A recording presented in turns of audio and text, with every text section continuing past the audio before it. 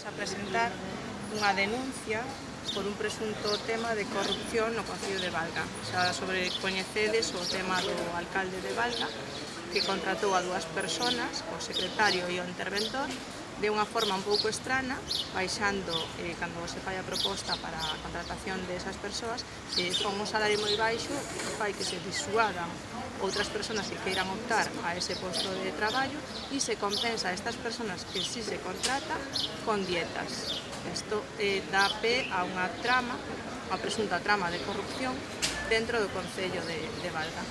Por outro lado, tamén se contrata a unha empresa de apoio á administración, donde unha das persoas socias desa empresa é o interventor do Concello de Valga. Tamén co cual isto fai tamén que haixa un vínculo directo entre o Concello e a empresa. A parte disto, a persona que debería estar prestando axuda ao Concello é unha muller, e o que vemos é que nese posto desa muller temos a un señor xubilado facendo as funcións de apoio no Concello. Que nos trae isto? Bueno, isto traenos que unha persona xubilada non pode estar, por moi coñecido que sea no Concello e por moito interese que teñen os veciños e o propio alcalde en que este vinculado ao Concello, non pode estar mirando os datos de todos os veciños de Valga, polo cual están quebrantando tamén a Lei de Protección de Datos dentro do Concello de Valga.